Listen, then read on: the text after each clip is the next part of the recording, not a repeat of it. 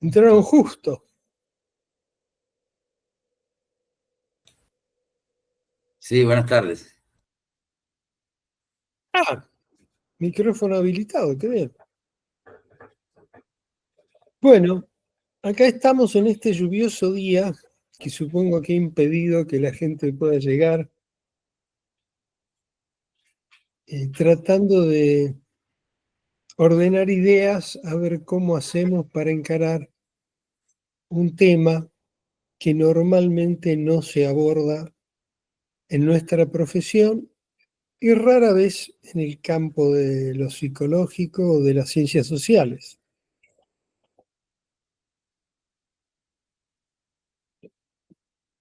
Nosotros estamos acostumbrados a pensar, creo. Supongo que estarán de acuerdo conmigo en ese detalle. O al menos estamos acostumbrados a creer que pensamos.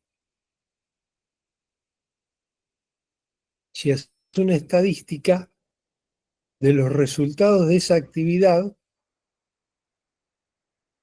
parece que tendríamos que seguir esperando.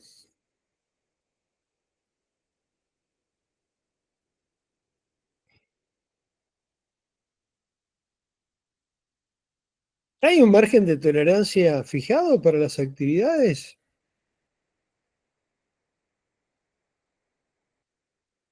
Te fuiste. Bueno, si hiciéramos una estadística de nuestro rendimiento, de cuál es el resultado de nuestra actividad intelectual. Ah, gracias por la respuesta. Entonces tendríamos que haber esperado 10 minutos más todavía. Bueno, pondré primera despacito, porque a mí no me parece justo que los pocos que curten la puntualidad tengan que sacrificar su tiempo y su interés en aras de los que no la curten.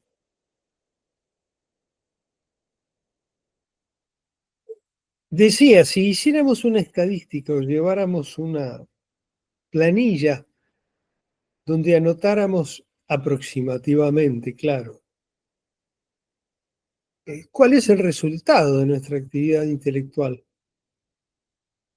sea cuando se nos ocurre pensar alguna noticia que leemos en el diario, que es muy difícil de mensurar, de medir, de captar, porque es casi un reflejo, o cuando nos sentamos a pensar un caso y tratar de entender cómo se interpreta una norma y qué relación tiene con lo que tenemos entre manos. Si lleváramos una planilla donde anotáramos al final de eso, me llevó 10 minutos, 15 minutos, media hora, y de alguna manera a ojo estimáramos cuál fue el beneficio, el resultado de esa actividad intelectual, muy probablemente tendríamos que sincerarnos y ver cuánto tiempo estuvo realmente la cabeza ocupada en lo que nos interesaba.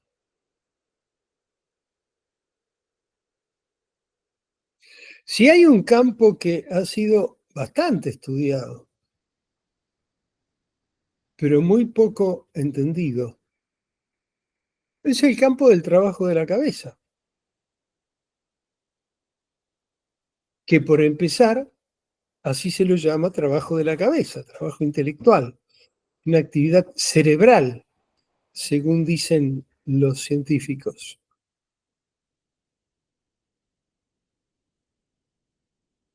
Y ese trabajo de la cabeza, en realidad, poco tiene que ver con la actividad cerebral, porque en definitiva la actividad cerebral está funcionando todo el tiempo como aparato de coordinación que es de toda la actividad orgánica. Así que el tiempo que le dedico a prestar atención a algo, tratar de hacerme una idea, como solemos decir, buscar algo que me ayude a tratar de prefigurar el caso,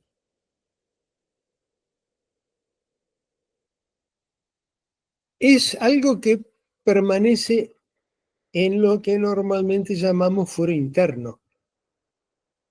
O sea, queda dentro del diverso espectro de las actividades que desarrollamos adentro, entre comillas,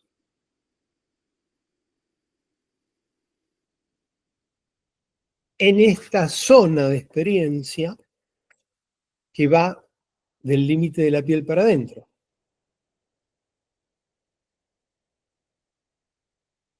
Normalmente no hacemos ese tipo de evaluaciones, básicamente porque nadie nos ha formado o nos ha sugerido que hagamos ese tipo de evaluaciones. Pero sucede que cuando uno termina y se toma un té, una cerveza, un whisky, come, se distrae, hace una suerte de evaluación de cuánto le insumió en tiempo y actividad la tarea que había cometido.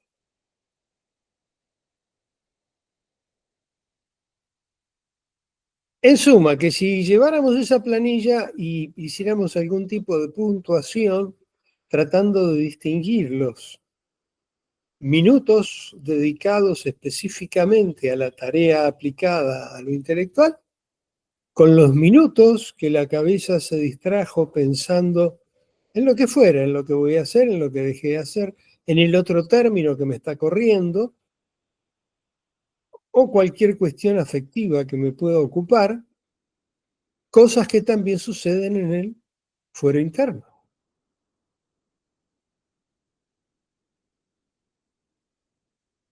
A nosotros nos ha tocado ver, por lo general por el costado,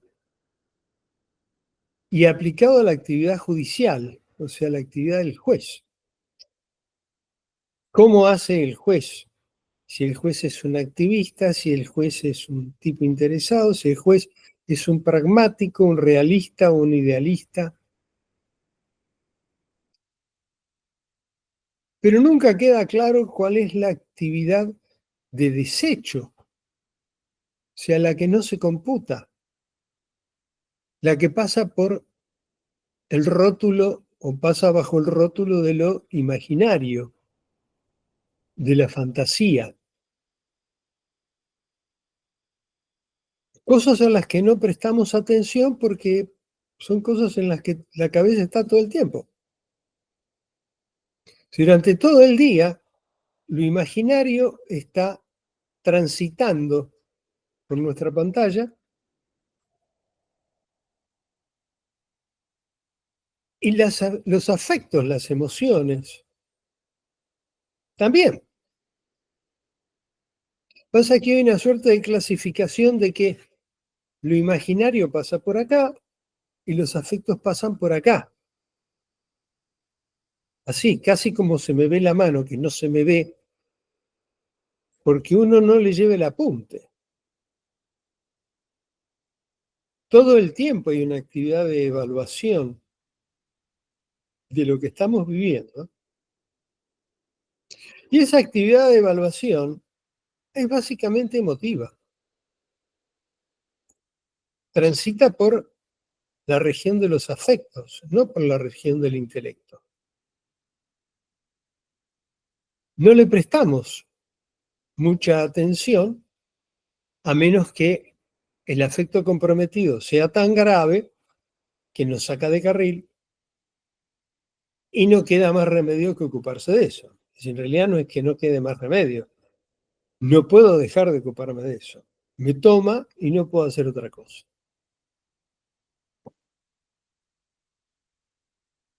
De manera tal que el tema este de la cabeza, o las actividades de la cabeza, con relación a las actividades del foro interno, a las cosas que nos pasan por adentro,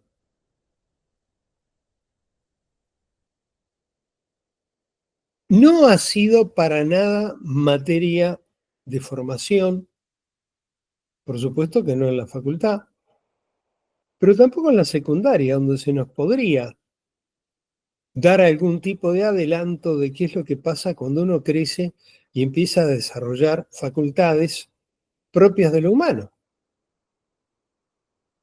Porque queda muy lindo en los libros hablar del zoon politicón y de las facultades racionales del ser humano, pero el problema es que caen por lo general, sacando las corrientes que han florecido en las últimas décadas del siglo XX y en lo que va de este siglo,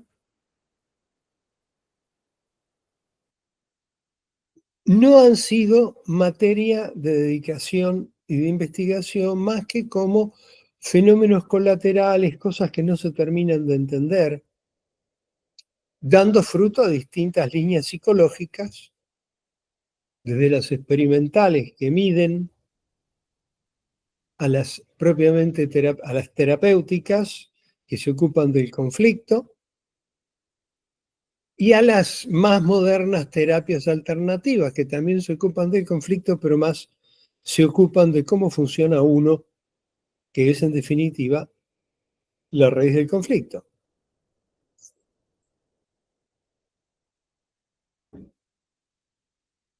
Y esto tiene que ver con el esquema mental en que estamos formados. Estamos formados desde, no sé, ya 2500, 2700 años, creo. Desde la época en que Aristóteles rompe con la tradición platónica, porque lo que tampoco nos enseñan cuando nos enseñan filosofía o cuando nos tratan de introducir en la materia intelectual, en la materia de las ideas, de las concepciones que hubo acerca de las cosas, el modo en que se aborda está contaminado por la misma peste. Allá por el 400 antes de Cristo, me acuerdo 350, cuando Aristóteles funda la academia, o el liceo, no me acuerdo cómo se llamaba, cuál era de cuál, si el liceo era de Sócrates o la academia era de Sócrates. El tema es que cuando Aristóteles comienza con su visión de las cosas, y prácticamente no se ve otra, y el pobre Platón queda colgado de las ideas y por tanto crucificado por idealista y poco práctico y poco realista. Aristóteles rompe con toda una tradición que tenía una envoltura, una investidura conceptual, que no era conceptual como resultado, pero en realidad la investidura era más de una actividad o de una creencia, porque todavía traía los rezagos de la época mítica, donde el sujeto estaba inmerso, y eso de llamarle sujeto ya es una audacia filosófica, donde el individuo estaba inmerso en una marejada de fuerzas que lo gobernaban, los dioses, las furias y toda esa fauna metafísica que domina el pensamiento pre-Aristóteles. En realidad no es el pensamiento pre-Aristóteles, es decir, es el pensamiento extra Aristóteles, porque no es que después haya desaparecido. No, y no es que no haya desaparecido en el tiempo de Aristóteles. Siguió funcionando y sigue funcionando todavía. El pensamiento mítico, lo que normalmente desde el laboratorio se llama la superstición, sigue gobernando la vida de prácticamente la mayoría de la humanidad.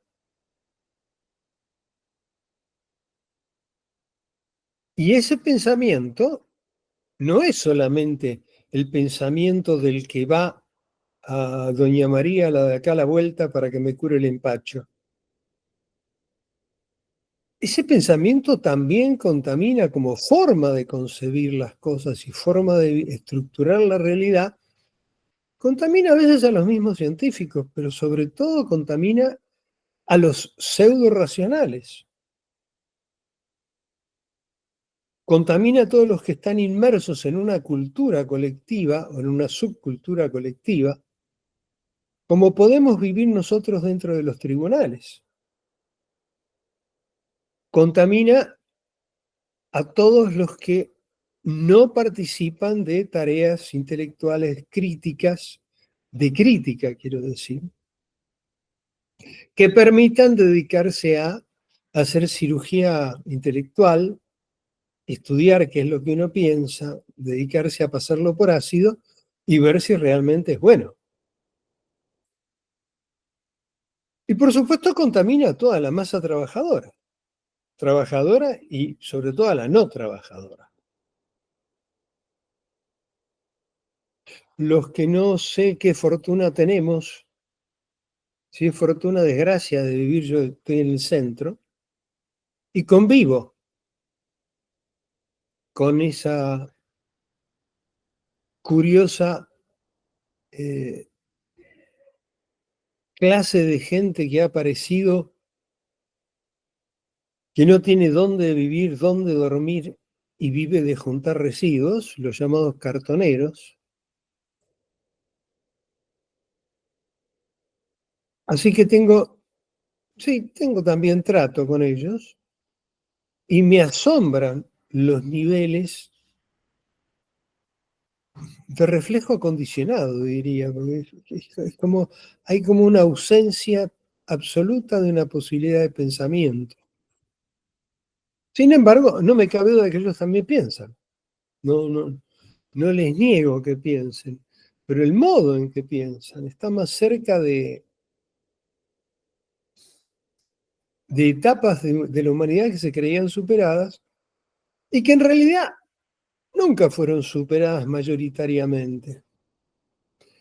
Y que lo que es peor, desde el punto de vista de una teoría progresista, lo que es peor participa de el encandilamiento que tienen, es decir, esta cultura mayoritaria participa del encandilamiento que vive esta gente que está en un nivel donde su eh, horizonte o su posibilidad de expandir eh, el nivel de abstracción, el nivel de consideración, el nivel de futurización, es casi nulo. O sea, viven el día a día, pero de manera rigurosa.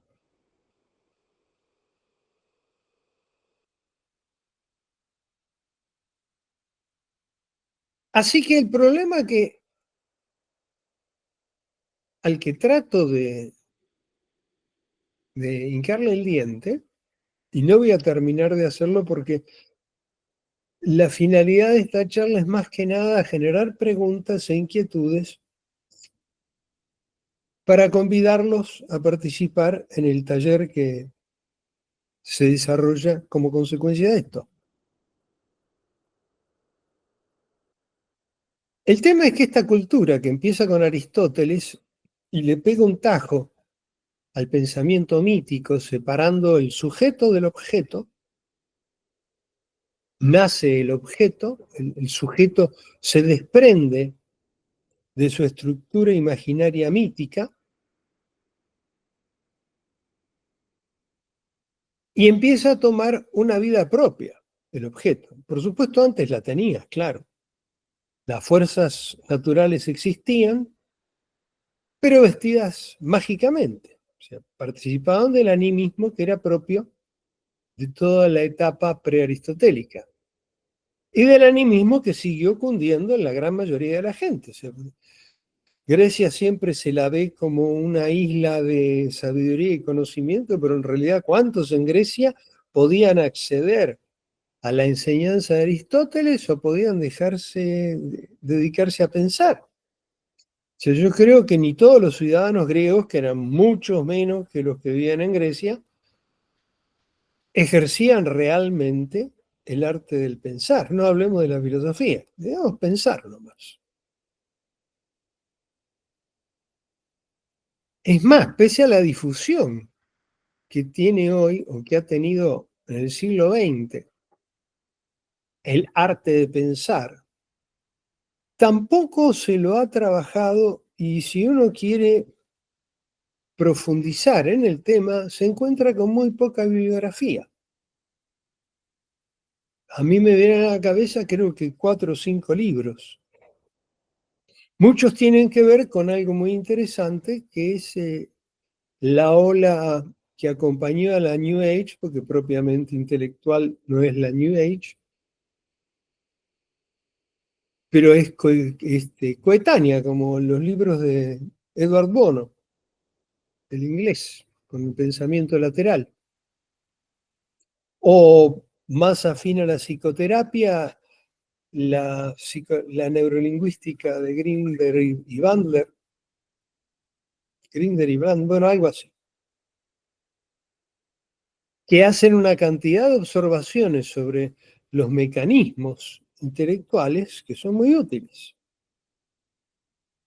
Pero esas cosas no nos llegan a nosotros porque por lo general han quedado, por ejemplo, la neurolingüística es una herramienta de venta, es para formar vendedores, para que el vendedor sepa dónde tiene la cabeza su eh, conquista y qué tipo de sensibilidad tiene para ordenar su discurso en función de lo que al sujeto lo atrae, para poder venderle algo, básicamente.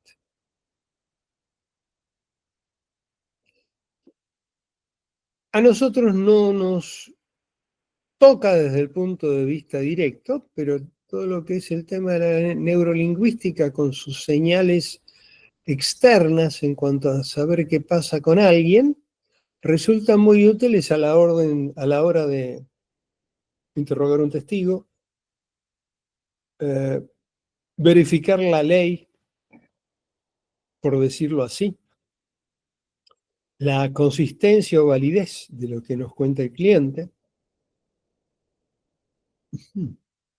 verificar qué nivel de colaboración está dispuesto a prestar el colega que tengo enfrente. En fin, es interesante desde el punto de vista de la comunicación directa, pero nos sigue dejando a pie a la hora de pensar. Y cuando nuestro tema final es la interpretación, no tenemos más remedio que dar una larga vuelta para entrar a la interpretación como lo que es un acto intelectual y una tarea del pensar.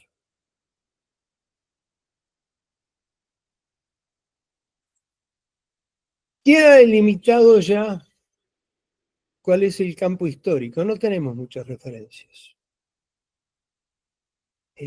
Para buscar elementos que nos asistan, tenemos que leer directamente a los filósofos, a los tipos que han pensado, pero a los tipos que han pensado, o sea, a los que han producido rupturas epistemológicas y han introducido nuevas miradas en el campo filosófico. No a todos los que pensaron, porque mucha gente piensa. Entonces, cuando uno contempla el rastro que va dejando lo intelectual,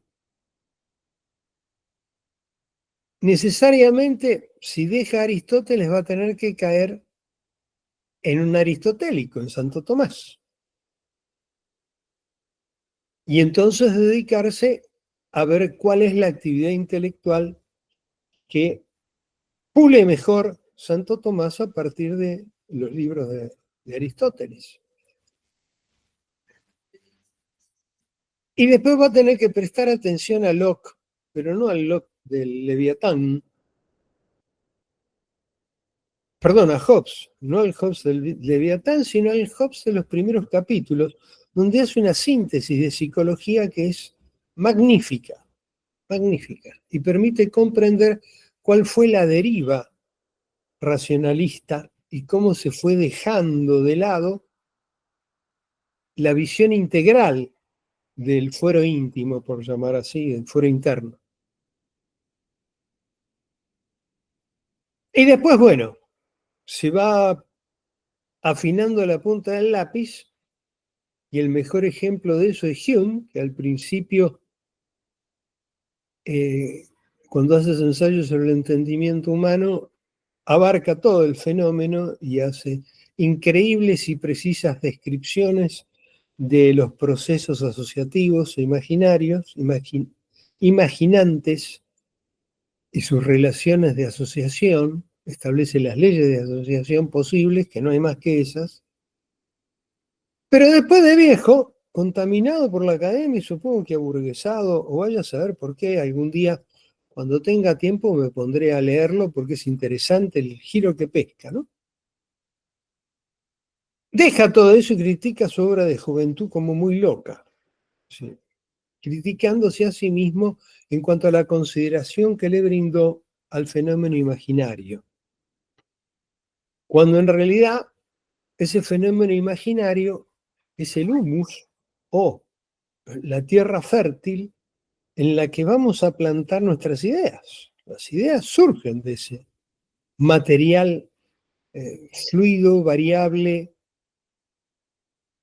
inestable, altamente inestable, pero muy rico en vivencias, y sobre todo porque lo imaginario es lo que nos compromete, lo racional no nos compromete, afectivamente, quiero decir. Lógicamente, si seguimos este camino evolutivo, vamos a encontrarnos con Descartes, que es quizás, para mi gusto, el más interesante de todos, por el momento en que escribe y la ruptura que produce. Descartes rescata lo propiamente humano, lo auténticamente humano, y lo define como pensar, que no es el pensar que se critica después, en el siglo pasado, como racionalismo, como un pensar atado a lo abstracto y desencarnado.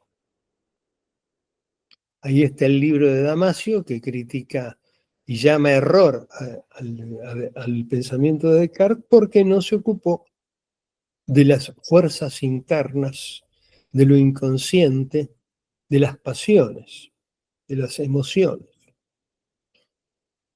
Cosas en las que se incurre, primero, cuando no se lee al autor; segundo, cuando se lo lee, pero se lo lee en base a las etiquetas que dejaron otros;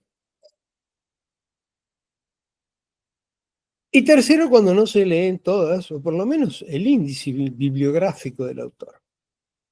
Porque en esa crítica soslaya a Damasio un pequeño detalle, que es que Descartes tiene un tratado de las pasiones, que si uno lo lee, tiene una tremenda actualidad si ha leído algo de la New Age y las descripciones espontáneas que se hacen de las vivencias en ese campo literario.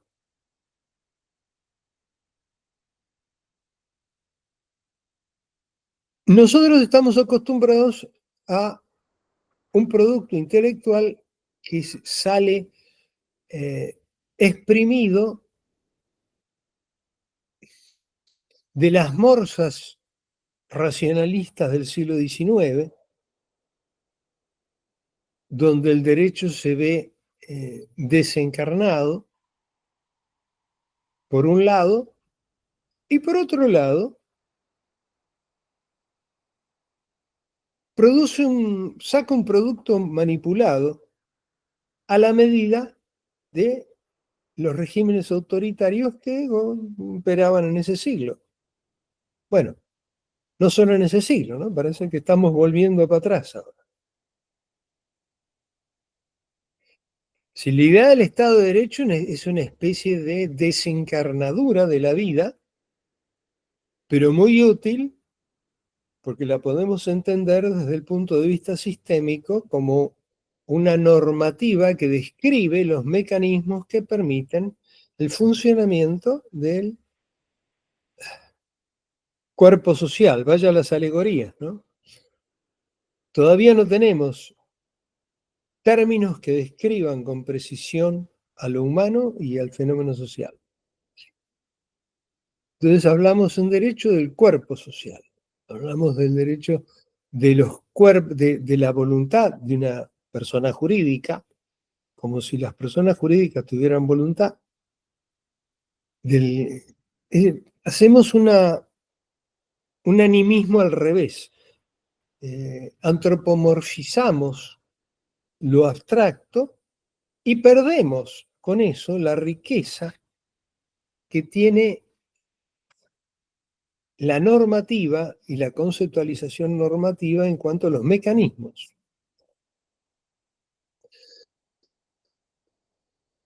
El problema que deriva de esto es que nosotros nosotros los abogados me refiero, no a la gente de derecho, no a los jueces, no, nosotros los abogados, los que laburamos en el escritorio y tratamos con la gente, somos los que metemos las patas en el barro y con nuestras manos moldeamos una porción individual, ínfima, reducida de la realidad.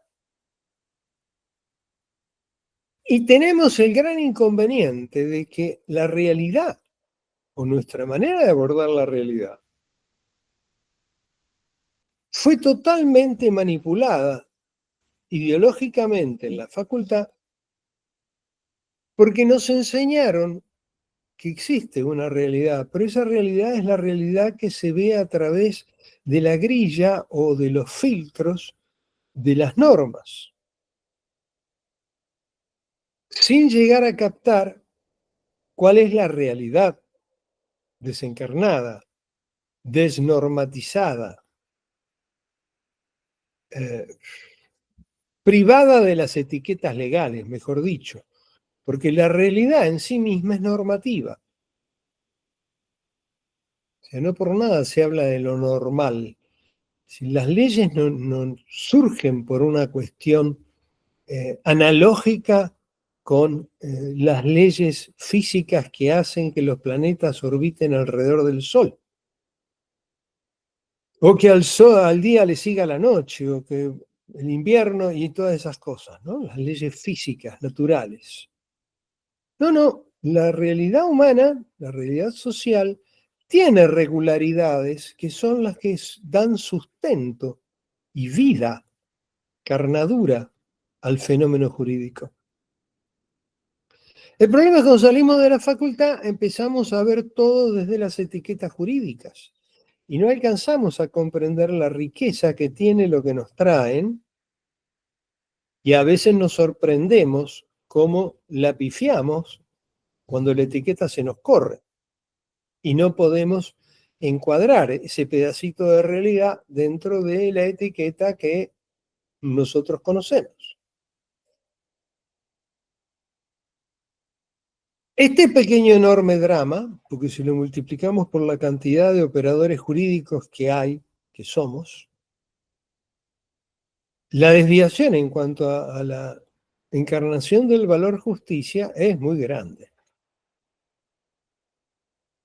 Pero ese es nuestro problema cotidiano. En todo caso, el problema institucional del Estado de Derecho es que no somos los únicos que nos formamos en esas etiquetas.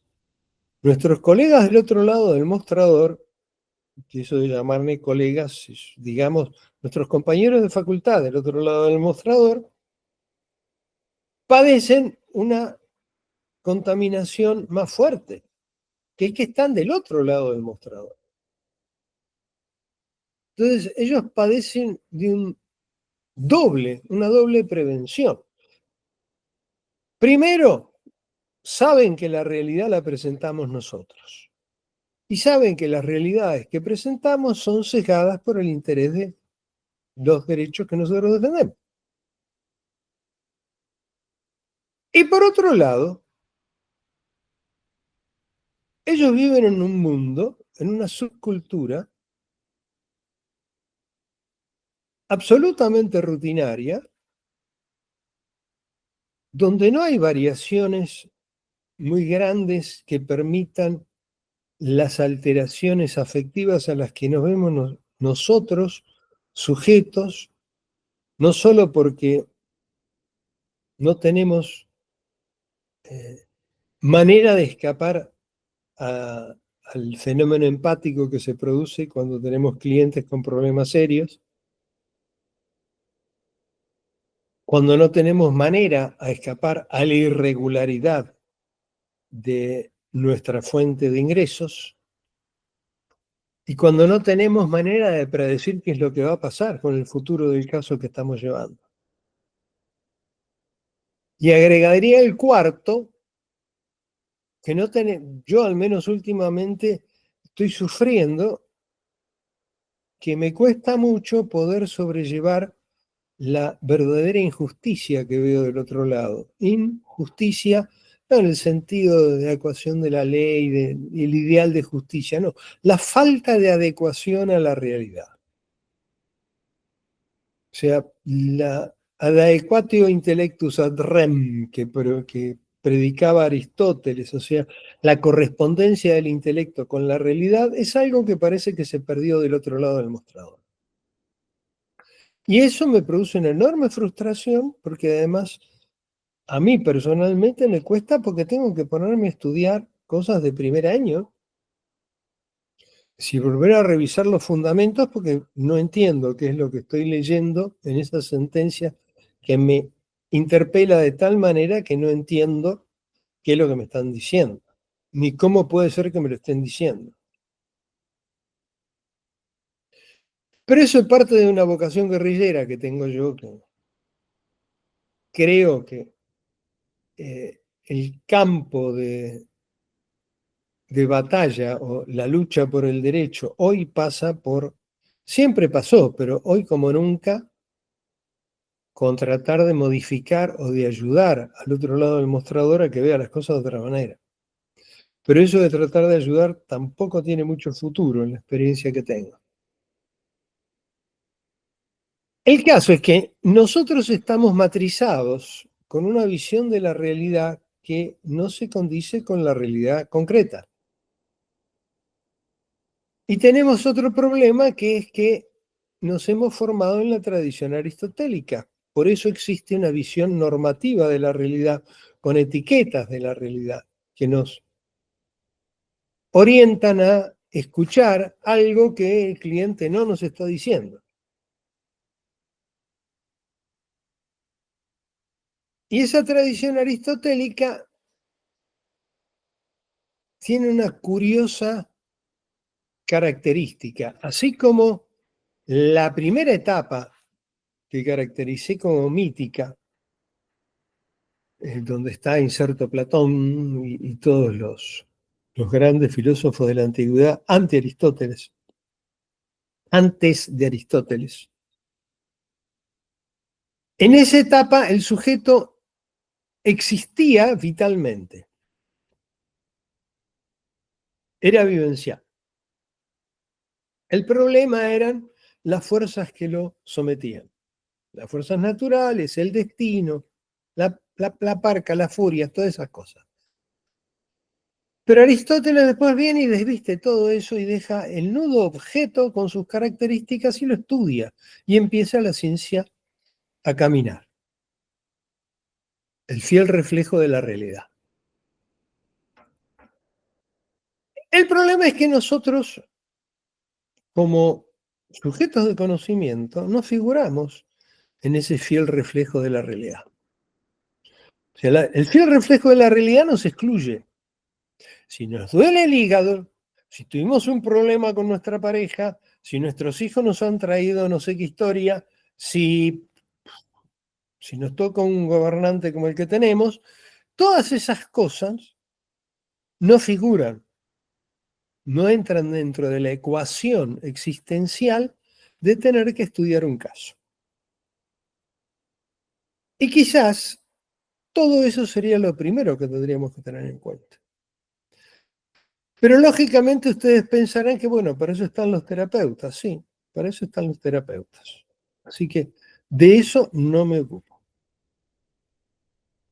Pero sí lo que me interesa es apuntar por la vía del ejercicio y de la práctica, que acá no podemos hacer, por eso la invitación al taller,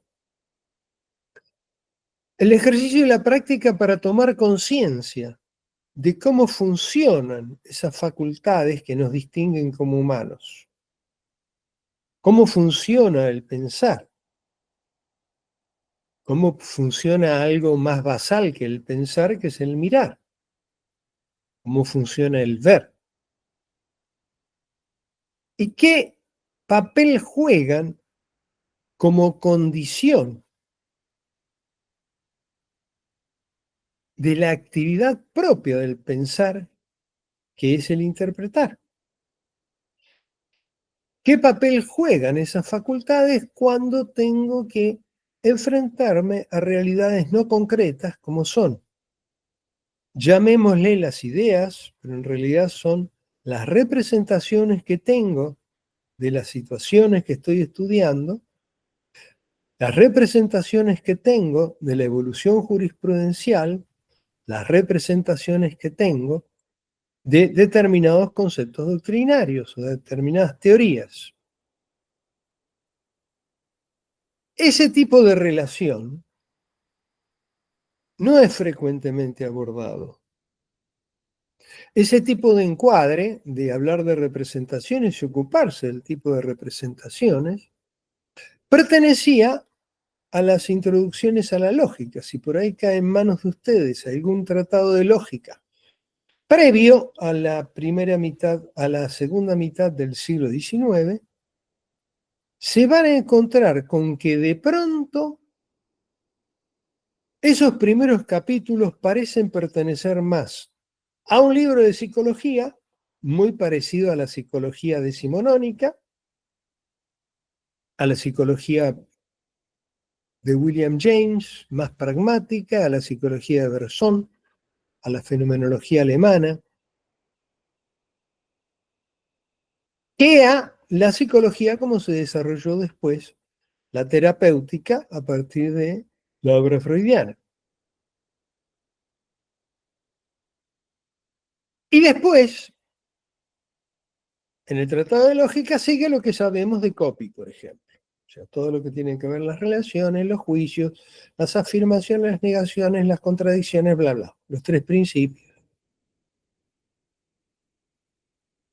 Que es como el herramental del pensar, pero propio una vez que el pensar entra en funcionamiento. El problema es cómo poner en funcionamiento el pensar.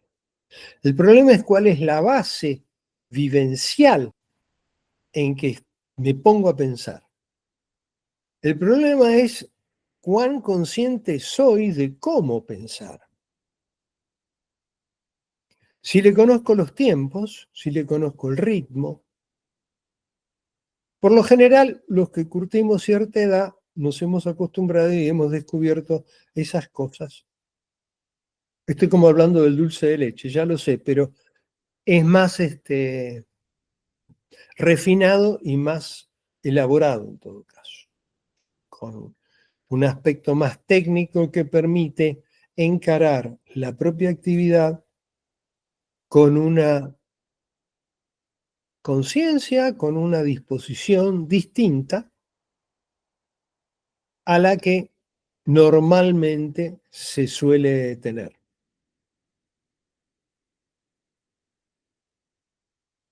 Yo estoy trabajando en esto por ahora solo.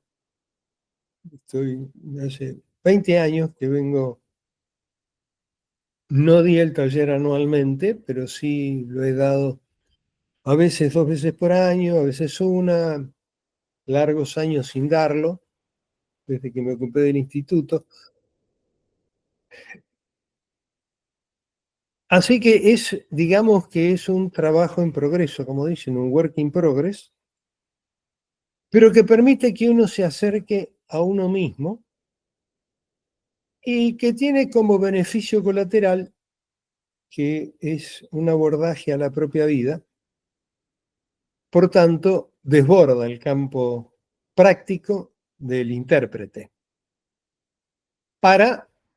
Porque al intérprete hay que montarlo sobre el campo práctico de su existencia. Así que más que nada, apunto a despejar ese campo de la vivencia cotidiana y lo de los mecanismos que manejan nuestra vida, para que podamos más o menos controlarlos de un modo distinto al cálculo racionalista al que estamos acostumbrados.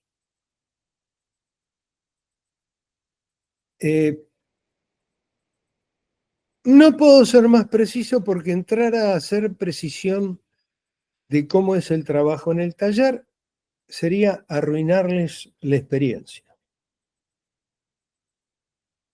Porque algo que vemos todo el tiempo, y por eso no quiero adelantar nada, es que hay un mecanismo muy simple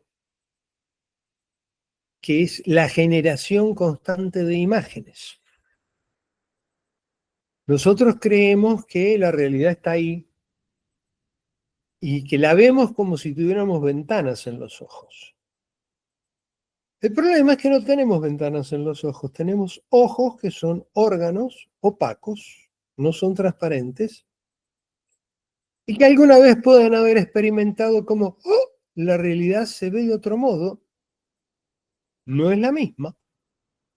O podemos experimentarlo cuando vemos la realidad al abrir los ojos y prender la luz para mirar y después cuando ya nos hemos peinado, desayunado y salimos a la calle, vemos las cosas de otra manera.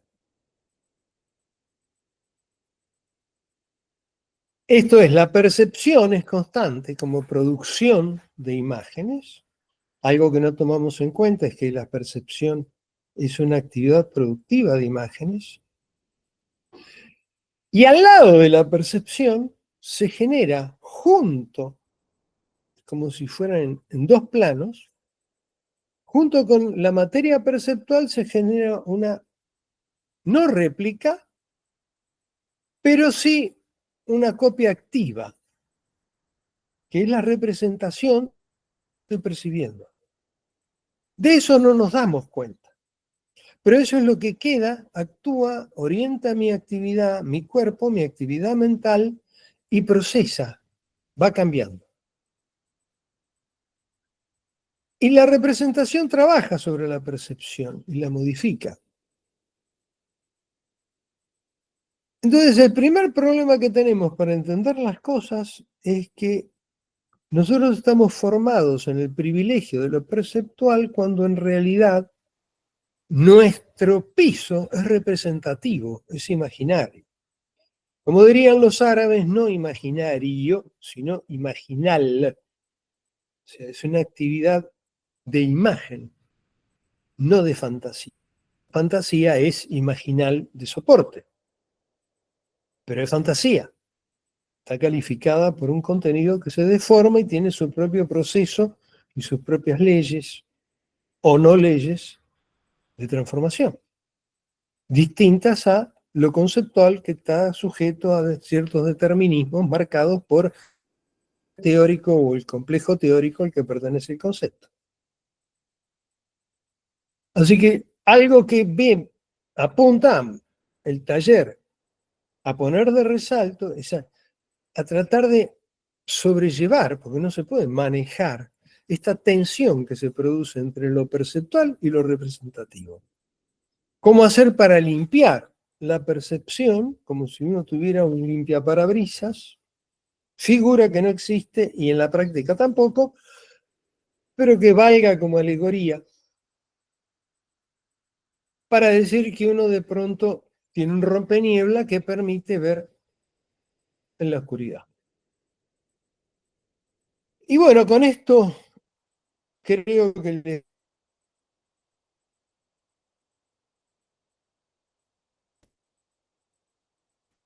Caramba. ¿Me ven? Sí, me ven. Me parece que tuve un problema en la red. Con esto creo que les dejo un panorama como para que puedan meditar. Si les puede interesar participar del taller, tenemos ya asignado los viernes a las 4 de la tarde, de 16 a 18. Es presencial. Es presencial porque de esto no se puede hablar. Es decir, se puede hablar virtualmente, pero teniendo un ámbito tan cómodo y proclive como es el del colegio, es bueno juntarnos ahí, vernos las caras y se trabaja de otra manera, viendo y sintiéndose.